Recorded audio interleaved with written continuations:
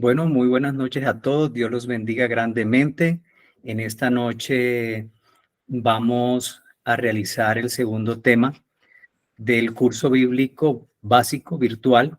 Sin embargo, hemos querido iniciar con las preguntas que quedaron como tarea desde el taller número 1. Y creo que ya se nos unió el Padre Jorge. Buenas noches, Padre Jorge, ¿cómo está? Buenas noches. ¿Cómo está? Bien. Buenas noches, padre. Buenas noches, Ana, Mariana Buenas y noches. todos los que se han unido. Buenas noches, padre. Buenas Bueno. noches, padre. Buenas noches. Bueno, padre, aquí quedaron unas preguntas, 7 preguntas importantes que creo que muchos hicieron la tarea, se dedicaron a hacer la tarea, otros la compartieron con amigos, vecinos, mejor dicho. Puede ser que se hayan copiado, pero eso está bien porque así aprenden también en grupo. Así que, ¿quiere hacerle usted las preguntas, padre? Sí, bueno, lo que quería era, a partir de una serie de interrogantes que llegaron, voy a iniciar ahí porque las preguntas nos van a servir para ir desarrollando el tema y profundizando el tema. ¿Listo? Entonces, primero pongámonos pues en la presencia de Dios y sobre todo pidamos la luz del Espíritu Santo para que sea Él siempre acompañando este ejercicio de conocer más de la palabra, para poderla amar más, para poder escudriñar más la Sagrada Escritura y sacar provecho para nuestro crecimiento espiritual. Que ese Espíritu descienda, nos ilumine, nos dé el entendimiento, nos dé la sabiduría y nos dé también la gracia para hacer una correspondencia entre la palabra escuchada y la palabra vivida. Que el Espíritu Santo dé también esa capacidad de poder entender y hacer de esta palabra siempre alimento espiritual para todos. Gloria al Padre, gloria al Hijo y gloria al Espíritu Santo. Como era en el principio, ahora y siempre, por los siglos de los siglos. Amén. Amén. Bueno, Entonces voy a iniciar como dando respuesta precisamente a esta serie de preguntas que van a ir iluminando también, sin duda, el proceso y el caminar, porque ciertos interrogantes van a dar elementos también. Entonces había una pregunta: ¿me debo preocupar cuando leo la palabra o la escucho, pero no la entiendo? Yo creo que, a ver, más que crearnos una preocupación como una angustia, sí tenemos que buscar las maneras para hacer que esa palabra de Dios pues sea comprendida. Yo no digo en su totalidad porque necesitaríamos un estudio bastante amplio, pero sí para eso pues se hace necesario como una disposición que hacemos también física. Es decir, si yo quiero conocer más la palabra de Dios, pues tengo que buscar un espacio de quietud, tengo que leerla, abrirla, leerla. Si yo quiero que esa palabra de Dios me ayude, pues tengo que hacer el esfuerzo de la atención para poder escuchar, oír y luego escuchar. Que yo puedo hacer el ejercicio de oírla, luego la interiorizo, que la escucha. Pero creo que crearnos una sea, como una preocupación y darnos reproches, porque es un ejercicio que se va haciendo y en el ejercicio pues vamos aprendiendo. Ustedes no desistan, quien vive como esos momentos no desista, siga insistiendo y poco a poco va a ver que Dios te va a ir dando como esa gracia, esa luz para entender. Otra inquietud que había ahí era, ¿cuál es la forma correcta de leer la Biblia? Yo dije algo en la anterior lección. ¿Por qué? Porque yo creo que esto depende de cada uno. Pues uno sugiere iniciar por el principio, ¿sí? Y irnos adentrando en la historia del Nuevo Testamento. Pero para algunos se facilita poder leer los salmos y los salmos le dan como unas luces y después se van al Nuevo Testamento y luego como que ese aprendizaje en el Nuevo Testamento, porque ahí también hacen referencia a Abraham, a ciertos territorios del Antiguo Testamento, a ciertos reinados, en fin. Entonces, depende mucho de cada persona, ¿cierto? Depende mucho de cada persona, porque no hay como estandarizado, no, tiene que iniciar por acá y si usted no inicia ahí, entonces no. No. Cada persona mira cómo es más conveniente poder entrar. Lo que yo sí sugiero es, léala. Comience por una lectura, aunque sea muy superficial, y después cuando termine, vuelva, inicie y ya con otra mirada un poco más profunda, de pronto también más crítica, utilizando algunas herramientas que te puedan permitir ahondar en esa palabra, ¿cierto? Entonces, no, yo diría que no hay una manera estandarizada, sino cada uno tiene que ir buscando su manera correcta. ¿Y cuál es la respuesta de cómo me preparo para poder leer la Biblia? Bueno, la preparación está iniciando en que no voy a leer cualquier libro de literatura, ¿cierto? Para nosotros no es un libro de literatura, es la palabra de Dios revelada, ¿sí? Por consiguiente, entonces yo ya me dispongo desde ahí en esta preparación que lo quiero hacer espiritualmente. Por eso una oracióncita al Espíritu Santo cae bien. ¿Cómo me preparo? Pues también buscando un espacio de silencio, buscando creativamente técnicas para poder irme acordando un poco de ciertas cosas, entonces, no sé, técnicas. Ir subrayando, no teman subrayar la Biblia, porque el subrayarle y ponerle de pronto una notica propia es como ir, lo que yo les decía, haciendo que la palabra de Dios se vuelva vida y se vuelva mi historia y vaya tejiendo mi historia. Entonces, qué bueno que uno pudiera hacer también unos paralelismos entre la historia de la palabra de Dios, de la Biblia, y la historia personal y pueda ir poniéndole unas noticas allá que yo entiendo. Por eso la Biblia sí debe ser muy personal, ¿sí?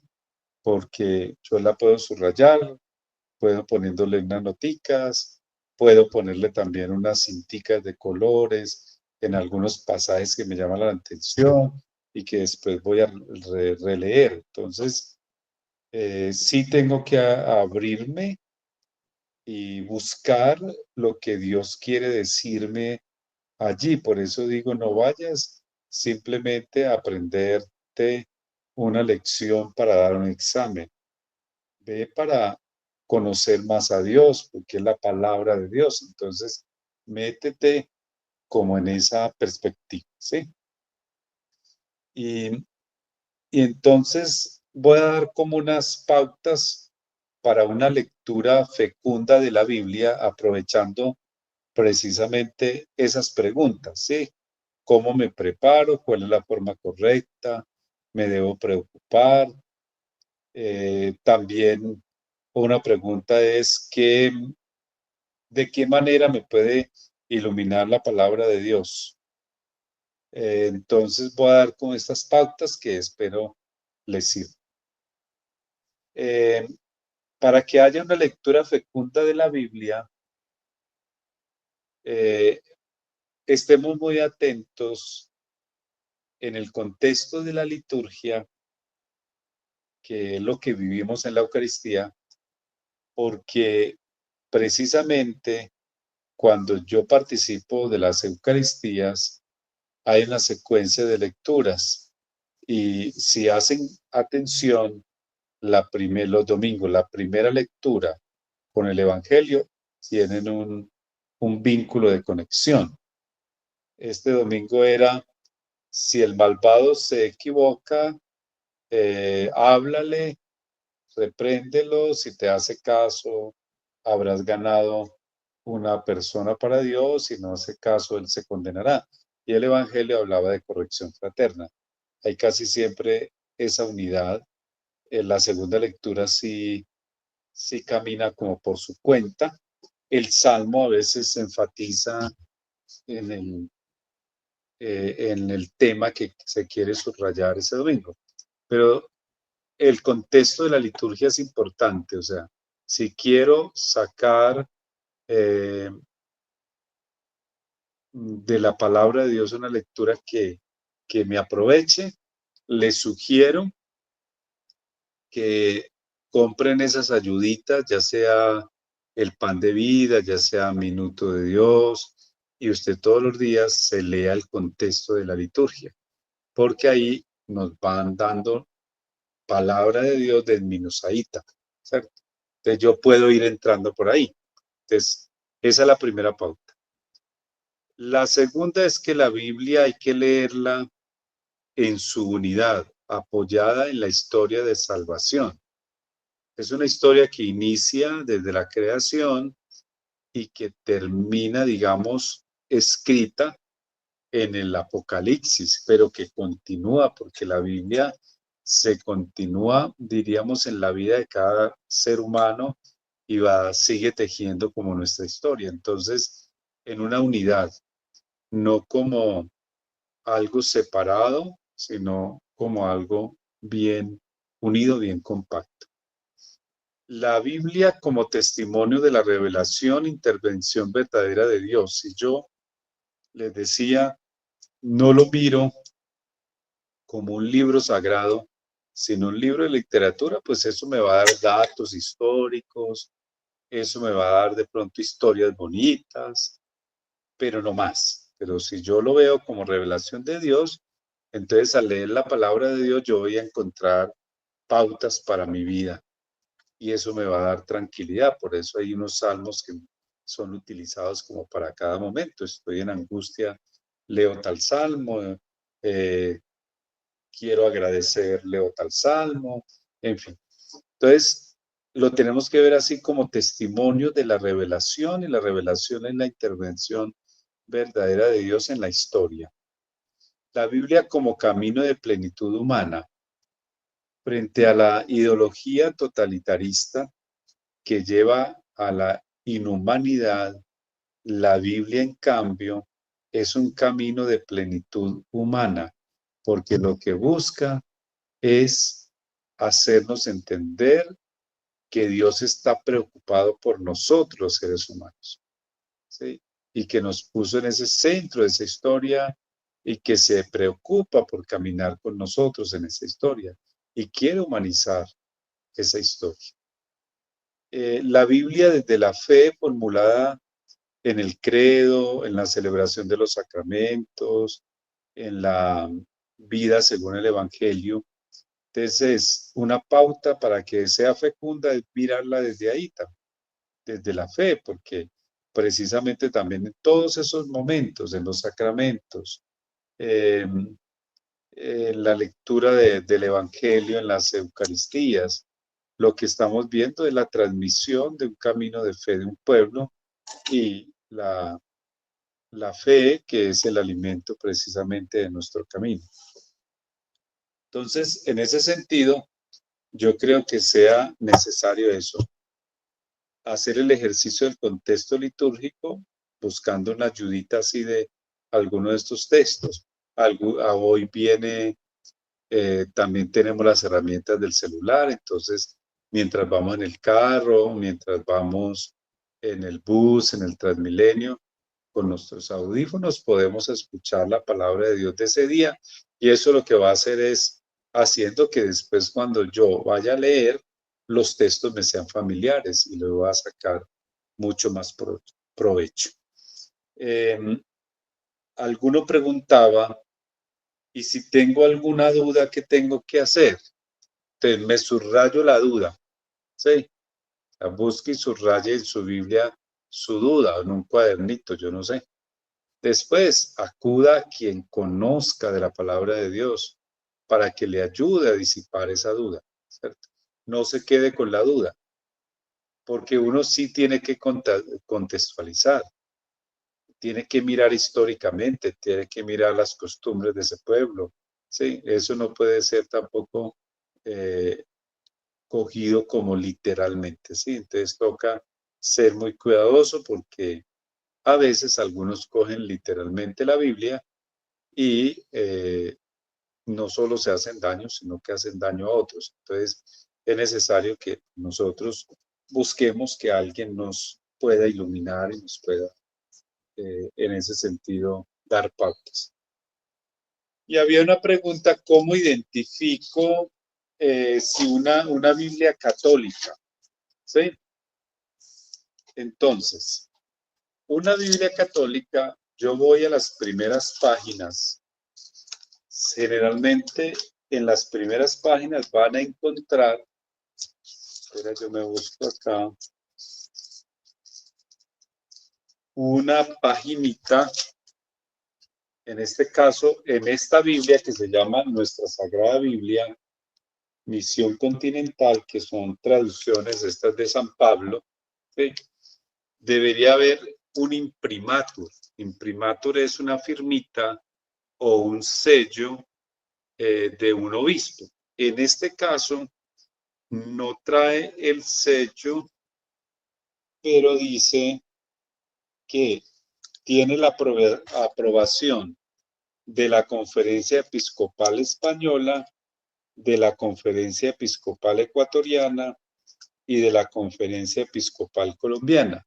¿Qué son las conferencias episcopales? Son la reunión de los obispos de cada país, de cada nación. Pero generalmente traen, es una palabra, se dice imprimatur, y ahí está una firma de un obispo. Pero fuera de eso, otro elemento, como lo vamos a ver ahorita, es que esté completa. Y entonces, bueno, dirían, ¿y una Biblia completa cómo sería? Es decir, que tenga los 73 libros, diríamos, aprobados por la Iglesia Católica, porque las Biblias protestantes tienen 66, no 73. De la nuestra tiene 73. Ahorita, pues yo creo, si alcanzamos, vamos a mirar un poquito eso, porque esas diferencias de números y cuáles fueron los libros que faltaron, en fin. Entonces, tener en cuenta como esos elementos. Y otro elemento para saber si es católica es la traducción del nombre Yahvé y Jehová. Yahvé es cuando es católica. Jehová es la traducción que hicieron nuestros hermanos separados. Entonces, una Biblia, usted habla y dice, Jehová dijo tal cosa, ya eso me quiere decir que no es católica, es protestante. ¿Sí? Y las protestantes le faltan unos libros, además de haber cambiado el nombre de Yahvé por Jehová. Bueno, entonces después de haber hecho como, esas fueron algunas preguntas que encontré, algunas eran muy similares, espero le hayan servido como a todos.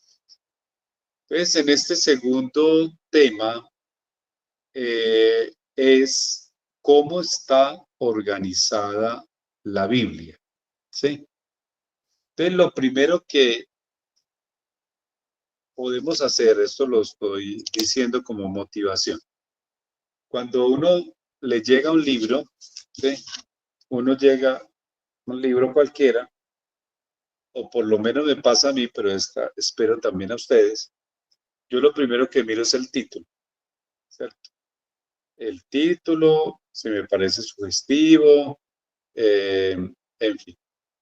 Luego, el autor, entonces también muchas veces me voy a la parte de atrás y miro este autor, si ha escrito otros libros, de dónde es, en fin, listo. Y luego también en la parte de pronto de aquí atrás hay un resumen del libro. Me voy al índice y miro el índice, escudriño un poquito el índice y ahí me doy cuenta, este libro me interesa, este libro me puede aportar esto, me puede aportar lo otro. Algo similar vamos a hacer con la Biblia, que es el libro como más importante de nuestra fe. Primero entender ese título, ¿sí? Entonces, Biblia, ¿de dónde proviene esa palabra? ¿Quién la acuñó por primera vez? En fin, porque esos elementos nos van ayudando al conocimiento de esto. Y lo otro es que hoy nosotros la llamamos más comúnmente como Biblia, pero se ha llamado antiguamente como escritura o sagrada escritura, ¿sí? El mismo Jesús por hacer referencia al Mateo 22, estáis en un error por no entender las escrituras ni el poder de Dios. Cuando se encontró con los discípulos de Maús, también en Lucas 24, también ahí se expresa, no nos ardía el corazón cuando nos explicaba las escrituras, ¿sí?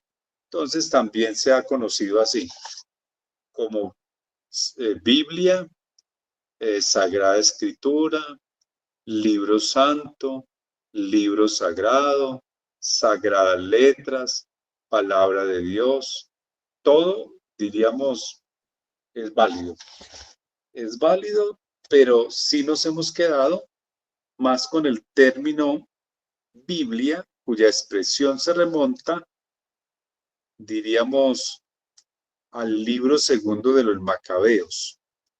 Allí encontramos un término griego que traducido después era libros santos y la palabra era da Biblia. Y ahí proviene después que la iglesia primitiva usara la lengua griega, recordemos, o si no lo sabíamos, que primero estaba escrito en hebreo, del hebreo lo pasaron al griego y posteriormente San Jerónimo tradujo del griego al latín, por eso la traducción que hizo San Jerónimo, que es el santo que celebramos al finalizar este mes de septiembre, por eso el mes de septiembre está dedicado a él. Entonces, tradujo del griego al latín y se llamó Vulgata. El primero entonces que denominó diríamos, la Sagrada Escritura como Biblia fue San Clemente. San Clemente es un discípulo de San Pablo, ¿sí? Es un conocido como padre apostólico. ¿Por qué padre apostólico? Porque es de los primeros siglos y fue el primero en acuñar precisamente el término Biblia, haciendo referencia a lo que se traducía en el libro segundo de los Macabeos.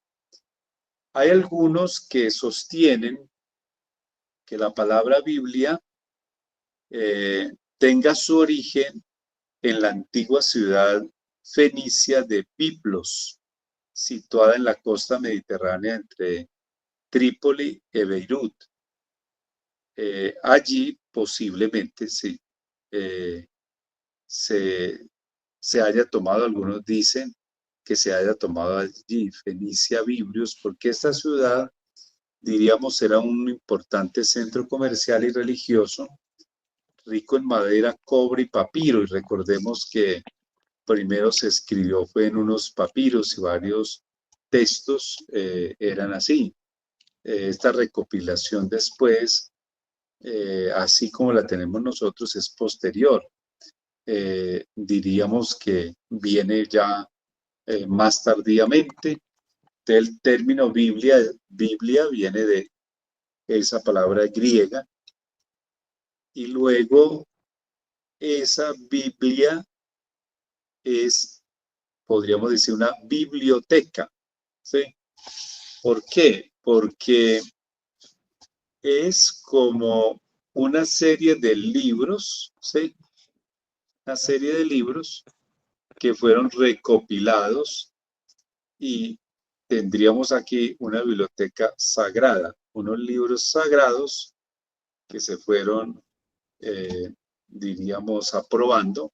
Vamos a verlo también a lo largo de los siglos. Ya la iglesia primitiva comenzó como a organizarlos y a irlos ubicando también, y luego se dio posteriormente aprobación. Entonces, es la recopilación, la Biblia, la recopilación de varios libros, ¿sí?, que constituyeron esta divina biblioteca. Luego, entonces, esta biblioteca se divide en Antiguo y Nuevo Testamento. Ese Antiguo y Nuevo Testamento tiene también la razón de ser de que el Antiguo Testamento responde a la historia y al camino del pueblo de Israel, y el Nuevo Testamento viene inaugurado con Jesucristo, precisamente como el Mesías. Entonces, a partir de ahí hablamos del Nuevo Testamento. Esa biblioteca, entonces, como les decía, para nosotros los católicos tiene, diríamos, un número determinado de libros, 73 libros, y los protestantes 66, pero la tradición judía tenía 39. Voy a explicar un poquito esto para tener un poco como la idea, ¿sí? Entonces, los judíos solo aceptan el Antiguo Testamento, el cual lo dividen en 3 grandes partes. Eso Y olió como a lo vemos ahí quemado, en la pero no. presentación. Entonces, 3 grandes partes que son la ley, los profetas y otros escritos o hagiográficos. Por consiguiente, solo tienen 39 libros. Los cristianos, lamentablemente, estamos divididos en cuanto a la aceptación del número de libros. Entonces, los cristianos, los seguidores de Cristo, ¿sí? Los judíos no siguen a Cristo, porque ellos esperaban el Mesías, y para ellos el Mesías no ha llegado. Nosotros los cristianos son los que ya, diríamos, aceptamos precisamente a Jesucristo. Entonces, para los católicos, la Biblia tiene estos 2 grandes bloques, Antiguo y Nuevo Testamento. Los 2 bloques están conformados por 73 libros, 46 del Antiguo Testamento y 27 del Nuevo Testamento. Con nosotros, los católicos, también comparten los ortodoxos, quienes también aceptan los 73 libros, ¿sí? Entonces, aquí es necesario detenernos un momentico para poder entender esto, bueno, ¿por qué los católicos entonces tienen los 73? Aquí hablamos de canon. El canon o la canonicidad de los libros bíblicos. Entonces hay que definir primero qué es un canon. Etimológicamente la palabra canon viene del griego y correspondería en nuestra lengua a la expresión caña. En la literatura clásica significa una vara recta que tenía por objeto sostener derecha alguna cosa. Muy pronto esta vara comenzó a servir para medir las cosas o hacerlas rectas y se le denominó regla. Y de esta doble significación surgió su significado metafórico, todo aquello que sirve de norma o regla para hacer algo. Entonces, ¿qué es canon? Todo aquello que sirve de norma o regla para hacer algo. De ahí entonces que los primeros padres comenzaron a hacer como este estudio de los libros y primero, sin titubear, aprobaron los 39 que tenían los judíos y después entonces se estudió el que unos libros, diríamos, ¿cuáles son esos libros? Tobías, Judith, Sabiduría, Siracide, Baruch y los dos libros de los Macabeos, ¿sí?, que no fueron recibidos por los judíos de Israel. Entonces, a esos libros se les llamó deuterocanónicos, porque no entraban en esa medida, en esa regla que habían establecido precisamente también los judíos como regla que normalizaba y normatizaba. Entonces, en cambio, los cristianos, después de muchos estudios, recibieron la autenticidad y la inspiración divina de estos libros, ¿sí?, que son estos 7 que ya mencioné, que hay que tener en cuenta, que son los que no van a estar o no van a encontrar tampoco en la Biblia protestante, Biblias como la Reina Valera o alguna otra que hacen parte de los protestantes. Esto precisamente porque ellos no aceptaron esos libros deuterocanónicos.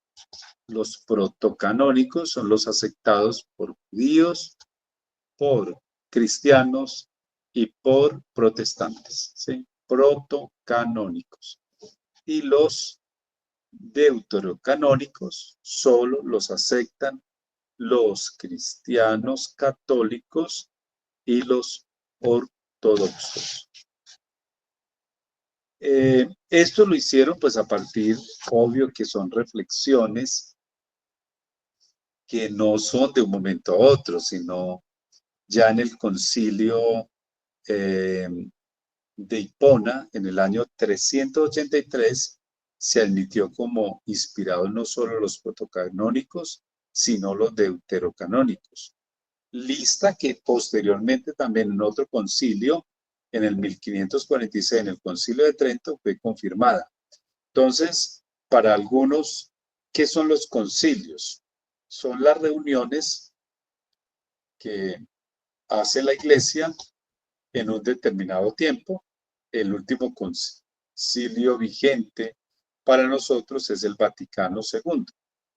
¿Por qué segundo? Porque se ha celebrado ya un Vaticano I, y eso lleva el nombre de la ciudad donde se realizó. Por ejemplo, Concilio de Éfeso, en Éfeso, el Concilio de Trento en Trento, que es una ciudad del norte de Italia, el Concilio Vaticano porque se hizo en el Vaticano, y cada uno estudia una situación que está viviendo la Iglesia en el momento. Entonces, en ese Concilio de Hipona del 383 ya se emitió como inspirado los protocanónicos y los deuterocanónicos, como inspirados por Dios y por consiguiente para nosotros como regla de vida. Los libros, entonces, bueno, los 73 libros, dije, se agrupan en dos grandes partes: el Antiguo Testamento, que presenta la historia de la alianza de Dios con el pueblo de Israel, y el Nuevo, que habla de la vida, de la misión de Jesús, de sus discípulos y el caminar de las primeras comunidades cristianas. El Antiguo Testamento, formado por 46 libros, con tres grandes bloques: libros históricos, libros proféticos y libros sapienciales. Vamos a ir explicando qué es eso. Los libros históricos son 17 y narran historias diversas del pueblo. Presentan las leyes que tenían y las tradiciones. Por ejemplo, entre esos libros históricos, entonces están parte del Éxodo, del Número, del Levítico, porque van a presentar ahí cuáles eran las leyes de ese pueblo y cuáles eran las tradiciones que eran transmitidas de generación en generación. Entonces, tengamos en cuenta otra cosa. Los libros, la Biblia primero, por muchos años se transmitió oralmente. Y entonces por eso se enseñaba en las escuelas rabínicas, se enseñaba esa tradición y ese conocimiento de las cosas de Dios, en fin. Eso fue oral, después eso se fue condensando en algunos papiros que que escribían, iban para que no se perdiera esa historia. Entonces, tener en cuenta eso, porque más adelante, si hacemos mención a las comunidades, por ejemplo, en el Nuevo Testamento, los agiógrafos o los escritores sagrados tienen la inspiración y la revelación de Dios, pero también hay que contar con su humanidad y cómo también el tiempo pudo haber hecho perder algunos elementos. Por eso a veces encontramos unas diferencias entre un texto y el otro. De los libros históricos son 17 y narran la historia diversas del pueblo de Israel. Los libros proféticos son 16. Nos recuerdan a los profetas. Y en las profetas, pues hay profecías, y las profecías son mensajes de salvación y de esperanza. También palabras cargadas de denuncia por los pecados y de amenazas de castigo si no había conversión, o palabras de consuelo para ese pueblo. Entonces vamos a encontrar precisamente unos profetas mayores y unos profetas menores, ¿cierto?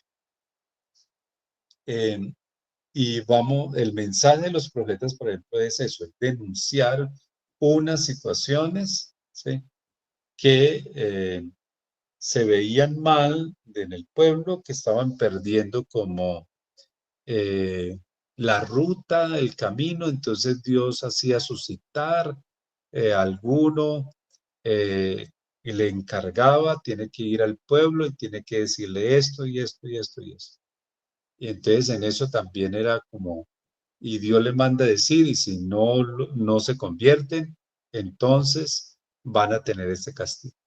Entonces ellos eran los anunciadores precisamente de una buena noticia, pero también de Dios y de las amenazas que Dios mandaba a decir. En los libros proféticos, entonces vamos a encontrar Isaías, Jeremías, Barú, Lamentaciones, Ezequiel, sí, Isaías, Jeremías, Barú, Lamentaciones, Ezequiel, Daniel, Oseas, en fin, ahí están todos. Y corrijo, serían 18 los libros proféticos. Yo no sé por qué, bueno, los libros proféticos. Entonces, los libros sapienciales. Los libros sapienciales, entonces, recogen diversas expresiones de la sabiduría popular, como cantos, salmos, refranes, reflexiones sobre varios temas. De libros sapienciales, Job, Salmos, Proverbios, Eclesiastés o Coelet, Cantar de los Cantares, Sabiduría, Eclesiastés, en fin. Esos libros recogen eso, expresiones de la sabiduría popular del pueblo que pues se transmitía precisamente a las personas oralmente, a los hijos, en fin. El Nuevo Testamento está formado por 27 libros. Los primeros libros son los 4 evangelios: Mateo, Marcos, Lucas y Juan. Además, Hechos de los Apóstoles, podríamos situar ahí, que podrían ser también unos libros históricos. Luego, unos libros didácticos.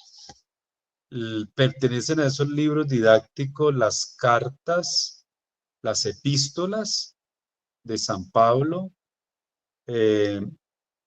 diríamos dirigidas a varias comunidades, a los romanos, a los corintios, a los gálatas, a los efesios, a los filipenses, a los colosenses.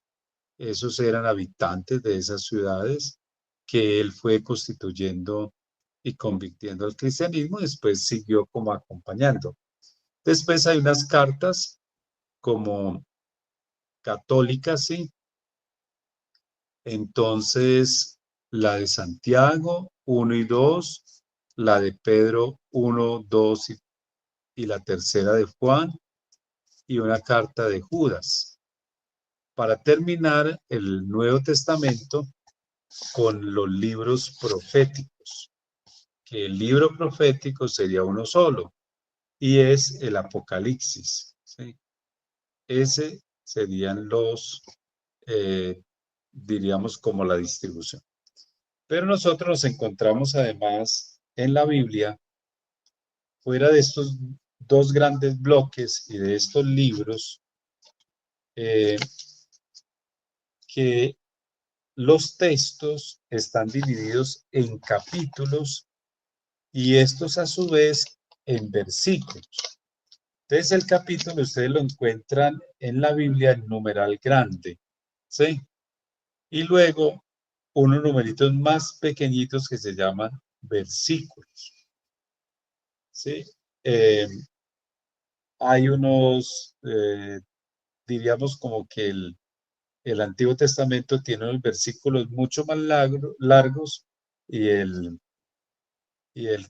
Nuevo a veces más cortos, pero pues eso no es importante, es una manera, diríamos, de organizar como la lectura, diríamos de alguna manera, sí.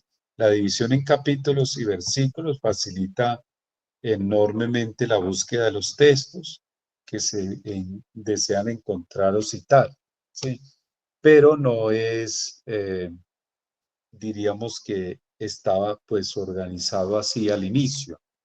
Esto es una organización que hizo una persona posteriormente, ¿sí? Se puso como en todo ese trabajo de poder organizar también la Biblia en versículos y en capítulos y en versículos. Sí, es un trabajo también dispendioso que se hizo posteriormente. Es importante que nosotros tengamos en cuenta que entre los 2 testamentos hay una unidad de ambos testamentos. El Concilio Vaticano II decía: Dios es el autor que inspira los libros de ambos testamentos, de modo que el antiguo encubriera el nuevo y el nuevo descubriera el antiguo.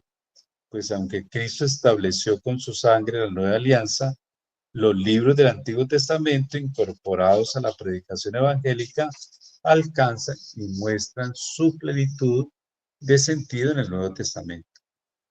Para nosotros los cristianos, el Antiguo Testamento es como una preparación del camino que Dios escoge para llegar a encarnarse y hacerse cercano a nosotros.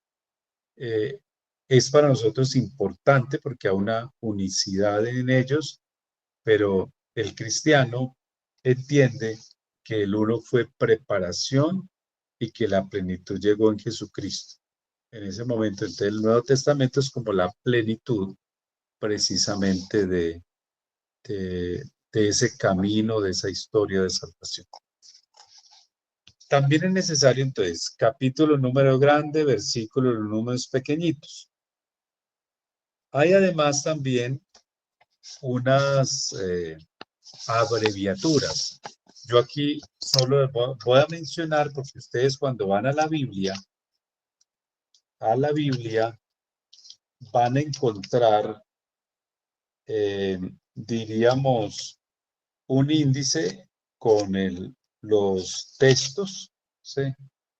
Entonces te van a decir Génesis y te manda allá. Casi nunca vas a encontrar GN para decir Génesis, que son como las siglas de los libros bíblicos, sino que el índice te va a llevar, ahí está la palabra y te va a decir en qué página está, el Éxodo, el Levítico, el orden de los libros, y también como más o menos yo se los indiqué cuando les dije, por ejemplo, los libros históricos, los libros sapienciales, los libros proféticos, pues están organizados ahí, entonces uno no se va a equivocar.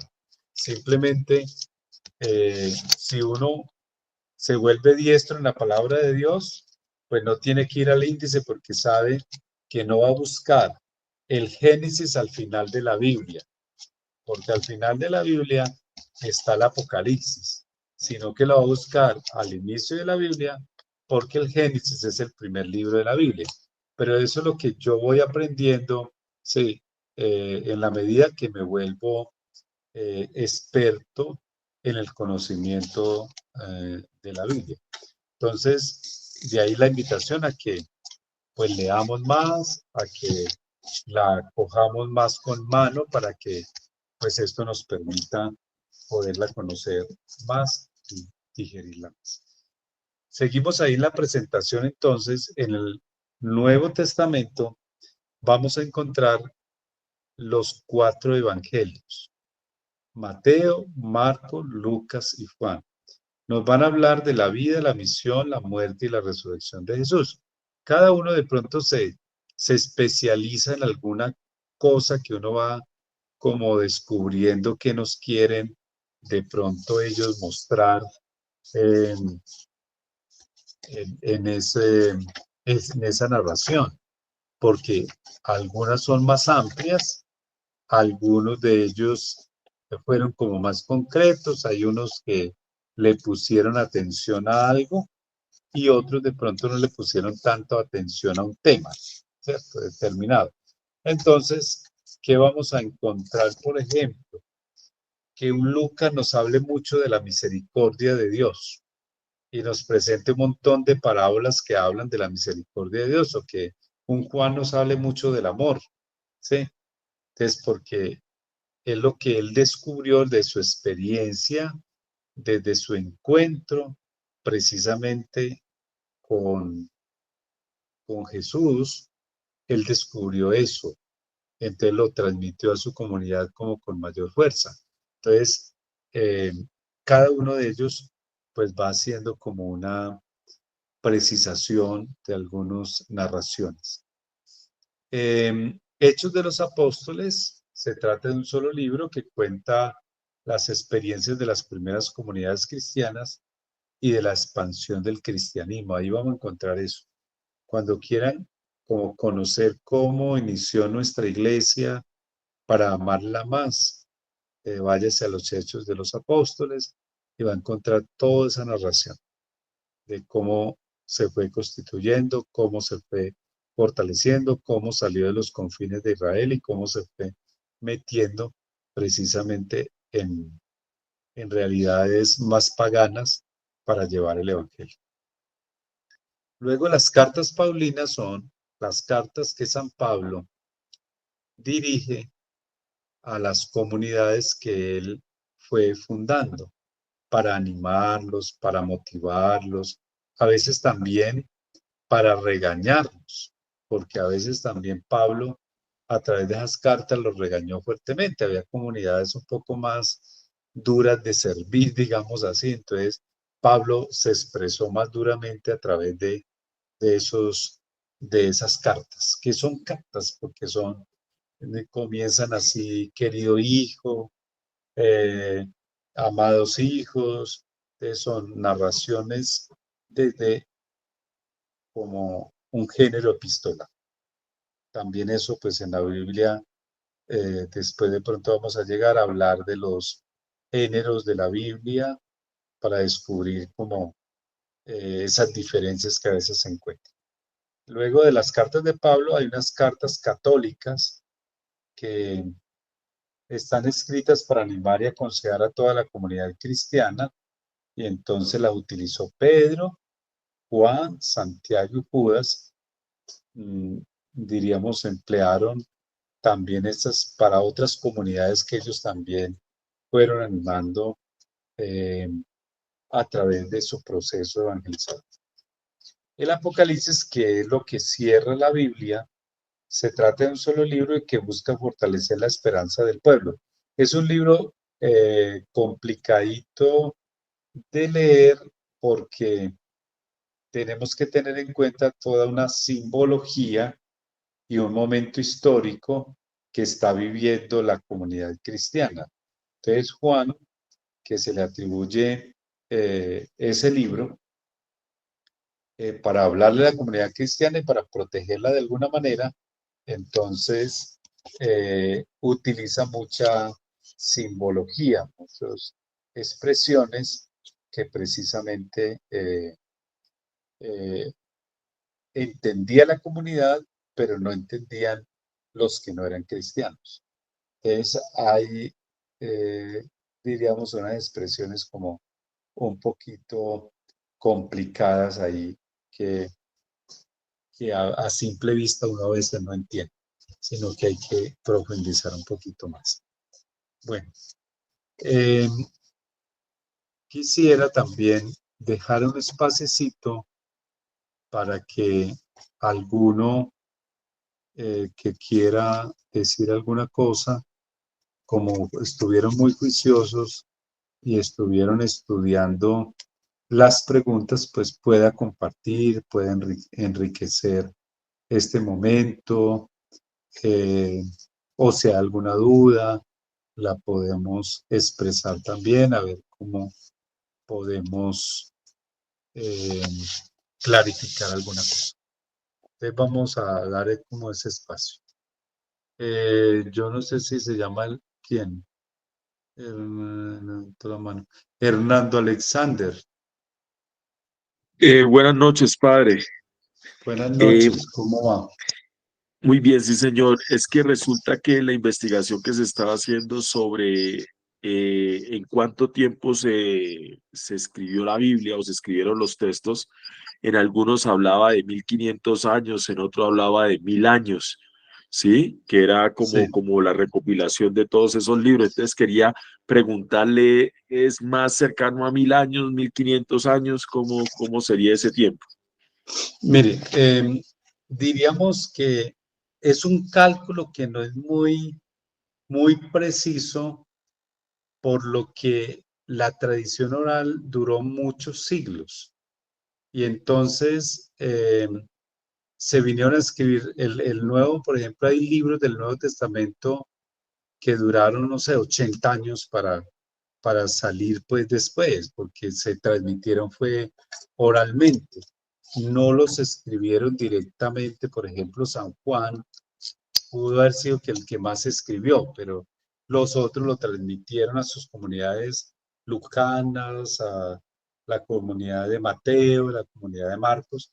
Entonces, sí, yo creo que sea más hacia los 1500 años, por lo que fijémonos que en el 368 la iglesia, digamos, primitiva, estaba recogiendo apenas, aprobando unos cánones y unos libros, porque lo otro venía de una tradición simplemente oral. Entonces, sí podemos creer que se emplearon mucho tiempo, pero eso no es como tan importante, pues para un estudioso que hace Biblia, pues sí precisa cosas por los lenguajes, por la historia, porque en un determinado tiempo hay cosas que cambian, ¿sí? Entonces, una generación, otra generación ya habían cambiado de pronto alguna cosa, alguna manera de actuar, de pensar, en fin. Entonces, sí se piensa que fue más de 1000 años y acercándose más a 1500 años, pero eso no está muy preciso porque no fue que se encontraron todos escritos, no. Ahorita tenemos unos papiros, unas cosas que encontraron en Qumran que han estado estudiando, ¿sí? Que posiblemente sean también muy antiguos. Entonces, todavía podríamos decir que con el tiempo salga alguna cosa que nos diga que algún texto le faltó alguna partecita porque la encontraron ahorita. ¿Sí? Entonces, pero eso no es tan importante, creo yo. Sí, para un estudioso sí, para nosotros que apenas estamos tratando de enamorarnos de la palabra de Dios, el tiempo no es, ese tiempo no es muy importante como para que no se creen muchos. Sí, se emplearon muchos años y fue tradición oral y luego se condensó en escritos. Diríamos, hoy ya, gracias a Dios, nosotros podemos disfrutar de esta recopilación con una riqueza también de que ya está aprobada desde el 368 más o menos, que fue cuando hicieron el concilio de Hipona. Padre, tenemos 3 preguntas. Una de Alicia, una de Carlos Oicata, otra de Luis Fernando Tamayo y Mariana Guevara. Vamos, si quiere, Sí. vamos primero con la de Alicia. Adelante, Alicia. Alicia, Alicia Morales. Buenas noches, padre. buenas noches, Alicia. Hábleme durito que yo no sé si es que mi celular está muy... Debe tener el volumen bajo, padre, porque No, escuchamos bien. está alto, alto. Bueno, mi pregunta, padre, es que tengo una duda. ¿San Juan es el mismo que bautizó, es la misma persona que bautizó a nuestro Señor en el río Jordán y es el que escribió los evangelios? No, este Juan es el discípulo de Jesús.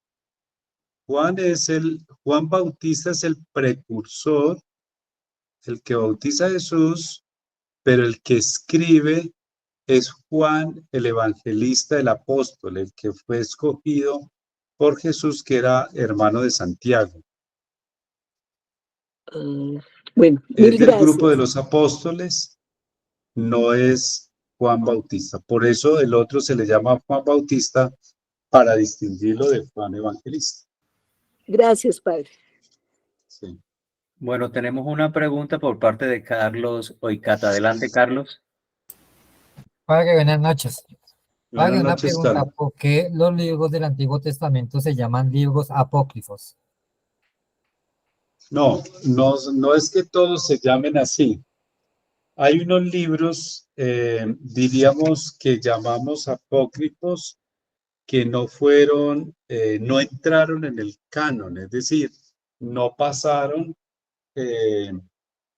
diríamos, no pasaron la prueba de la autenticidad o la veracidad de la revelación. Sí.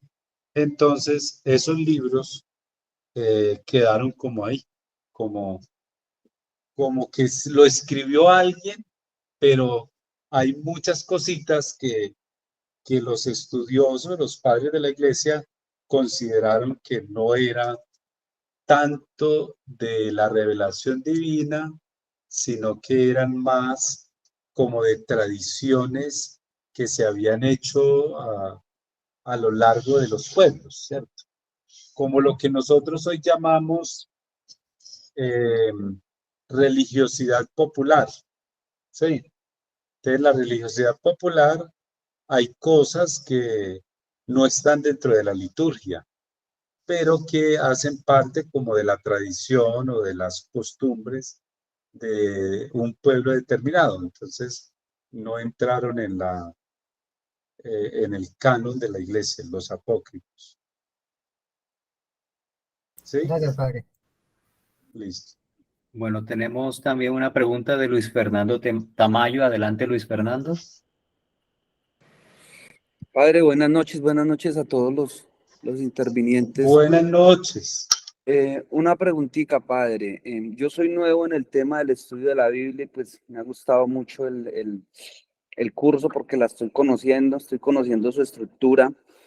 Quisiera saber si la Biblia, al uno iniciar a leerla y a empezar su estudio, lo debe hacer como un libro normal que uno empieza desde la primera página hasta la final, o la Biblia hay una forma que uno la puede aprovechar de otra forma más y de pronto no se vuelva algo repetitivo de empezar de la página 1 hasta el final del libro, padre. Gracias. Luis Fernando, a ver, yo creo que la Biblia, como son varios libros, sí, es una biblioteca, tú puedes sí coger los libros y si quieres lees el Génesis y te vas al Apocalipsis, no importa, porque eso depende mucho de ti. Yo sugiero que cada uno le ponga el ritmo a la lectura de acuerdo a donde siente mayor interés. Entonces, a mí, por ejemplo, me encantan las historias del Antiguo Testamento. Entonces, estoy hablando de la historia de Abraham, de la historia de Jacob, de la historia de José. A mí, personalmente, me encanta esa parte, ¿sí? Pero algunos, por ejemplo, se apasionan por los salmos, y eso es un libro. Los salmos es un libro de la biblioteca Biblia, ¿cierto? Entonces, si usted siente que puedes iniciar por ahí, inicia. Lo importante es que se apasione por la lectura de la palabra de Dios, ¿sí? Que se apasione. Algunos yo les recomiendo, mire, si es difícil, lea todo el Nuevo Testamento, no te leas el Apocalipsis todavía, ¿sí? Y luego comience el Antiguo.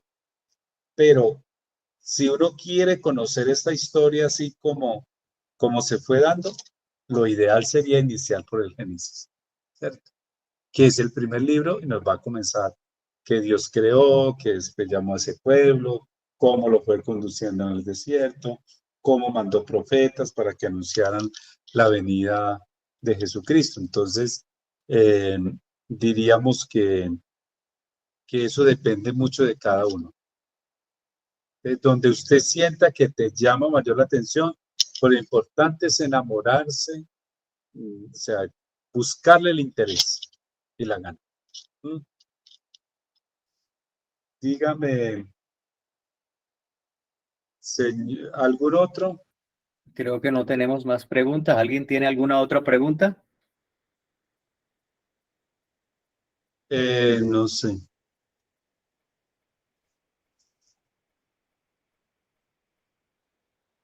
Padre, sí. De todas maneras, les van a mandar, Olga García, no.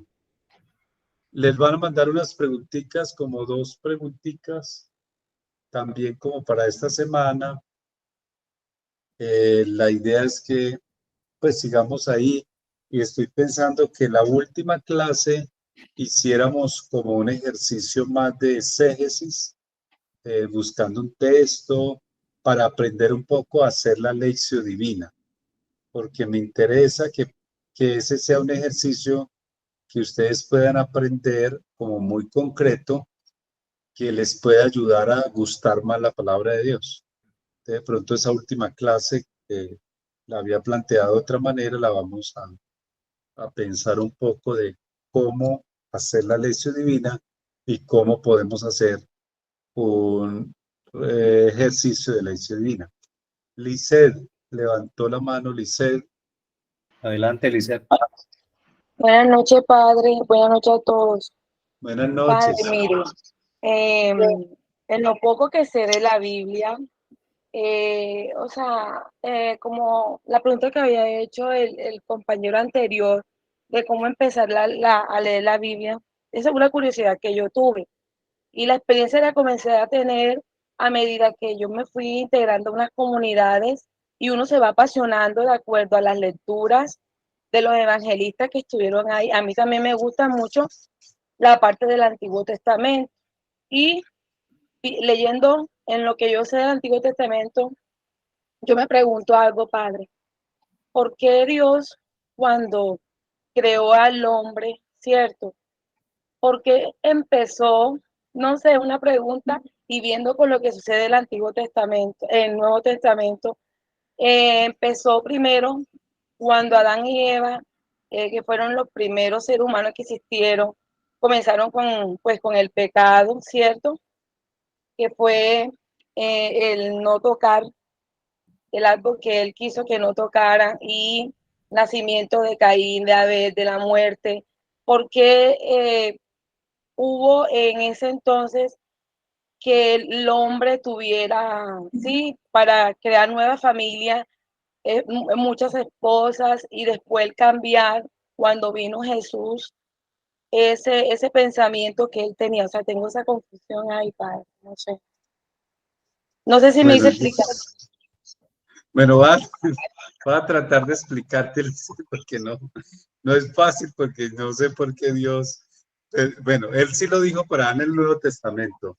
Moisés les permitió tal cosa porque eran duros, pero Dios nos creó bien, y yo de eso estoy convencido que Dios no hace las cosas mal, las hace bien.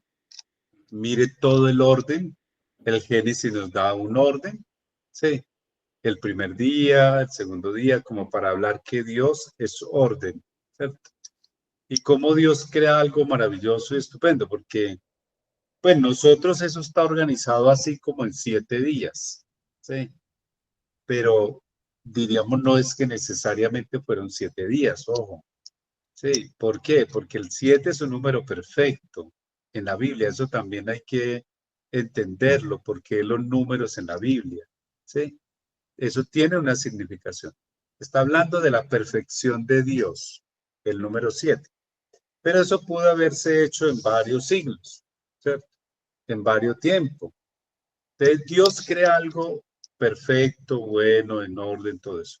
También creó al hombre y la mujer como 2 seres maravillosos, de igual dignidad, sí, porque también las tergiversaciones que se han hecho ahí no siempre corresponden a lo que Dios quiso, sino a lo que el hombre en su imperfección puede pensar.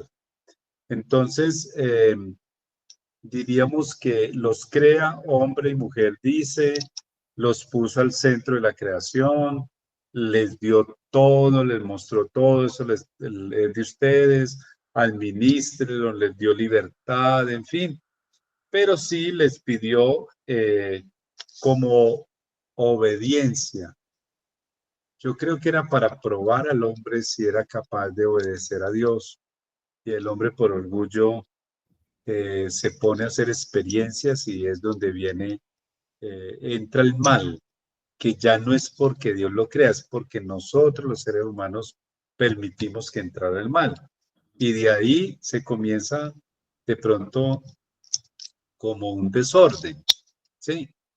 De pronto en la próxima lección que vamos a hablar de revelación, de estas cosas, podamos entender un poco dónde hay revelación, donde también hay cosas que son propias del ser humano y que están en la Biblia, pero que son propias del pueblo que mira el mundo desde sus ojos que lo entiende desde lo que escucha.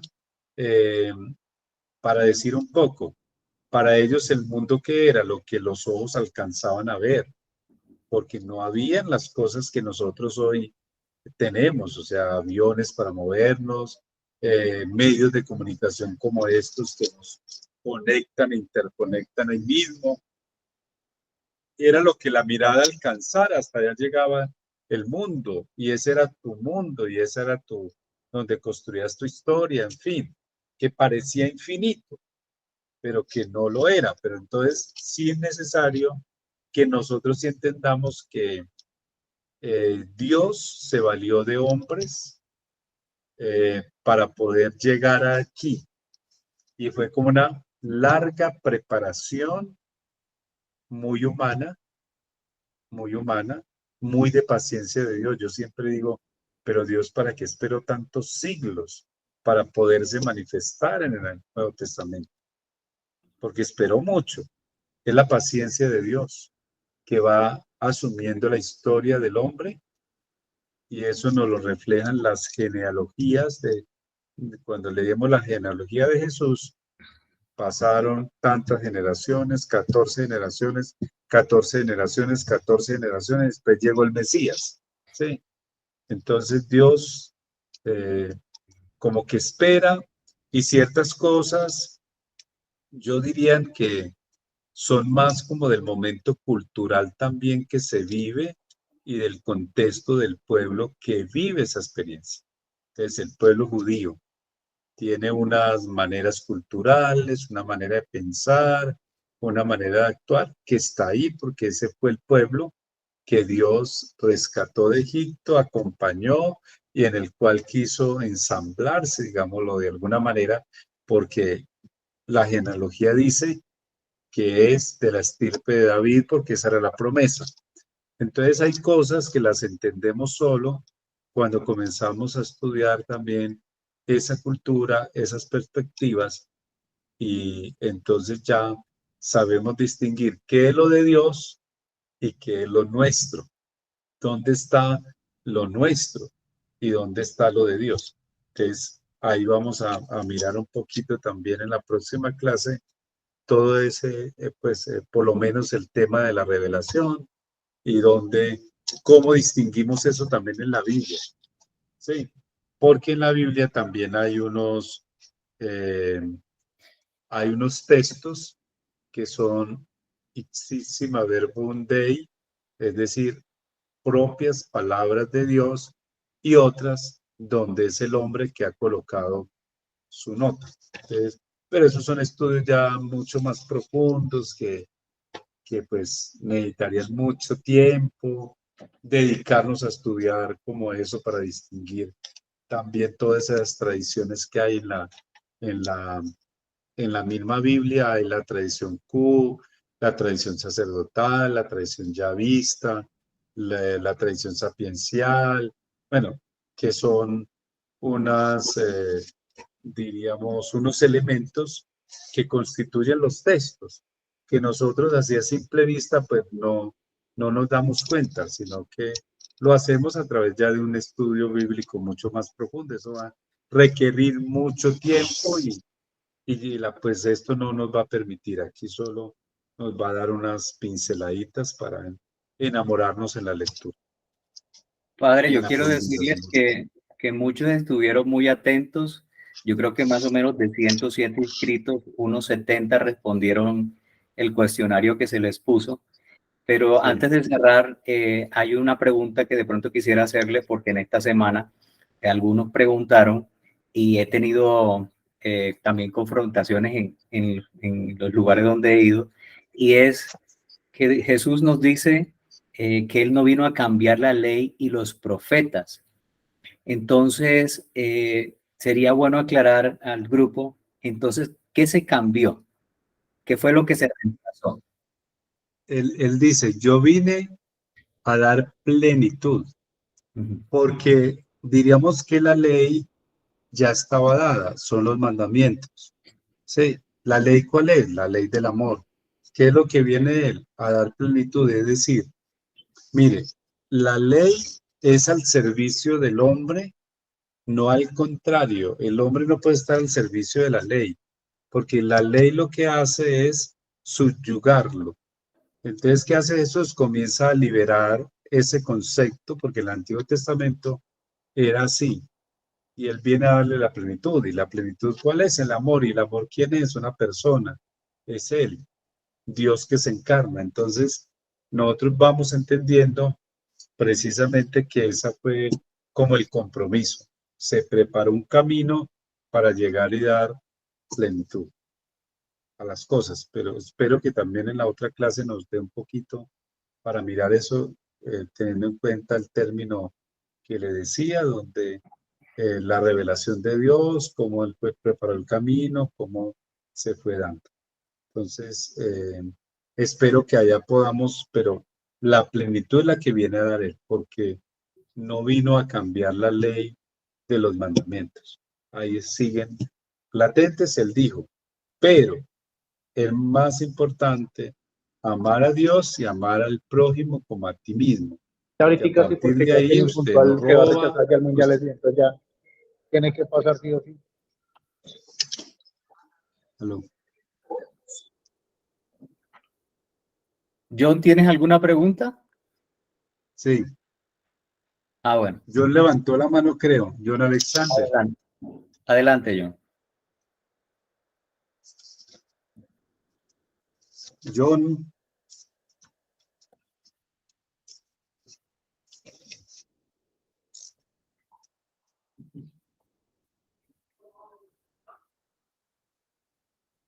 Adelante, John.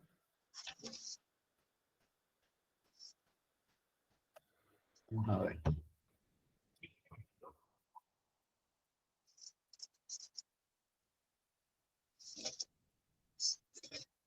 No sé. Bueno, yo creo que son las 9:09. Damos entonces por terminado este momento, pidiéndole al Señor que siga iluminándonos, que siga motivándonos e inspirándonos para que podamos precisamente eh, amar más la palabra de Dios, para descubrirlo más y para conocerlo más. Entonces, a todos deseo una bendecida noche. Que Dios les bendiga en el nombre del Padre, del Hijo y del Espíritu Santo. Amén. Amén, Padre. Feliz y Gracias, santa Padre, noche para por todos. acompañarnos en esta Buenas noche. noches. Padre, gracias. Hasta mañana, Gabriel y Paz. Gracias, Padre. Muchas gracias. Muchísimas Buenas gracias. Chao, noches. chao. Gracias, Padre. Bueno. Hasta mañana y muchísimas gracias. Gracias. Muchas gracias. Dios los Hasta bendiga. mañana. Feliz noche. Gracias, Gracias, feliz hasta noche. mañana. Feliz noche, Padre. Feliz noche, Gabriel. Chao, chao. Feliz noche. Gracias, Gabriel. Feliz noche.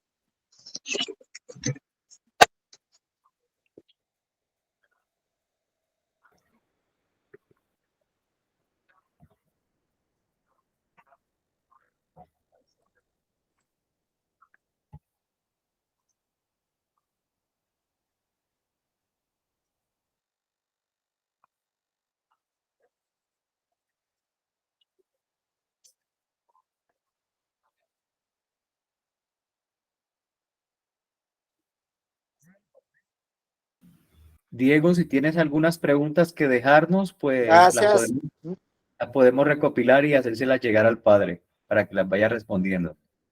Gracias, sí, señor.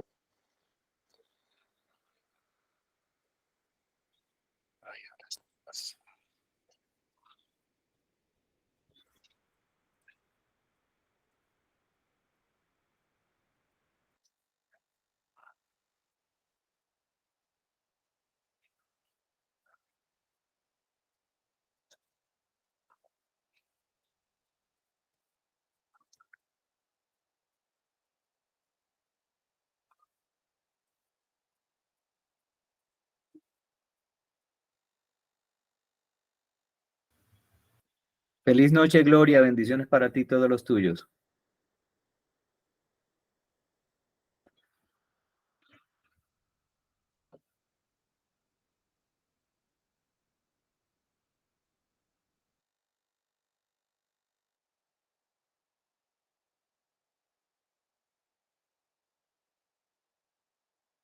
cuadernillos de los ausentes y esos cuadernillos tienen que estar completamente sellados.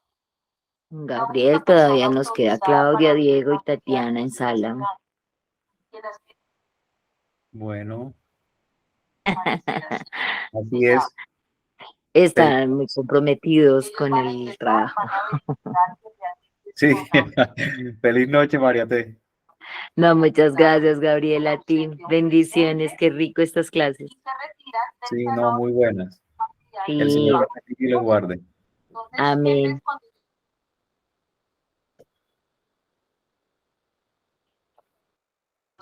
Bueno, ya solo quedó Claudia. Feliz noche, Claudia. Dios te bendiga.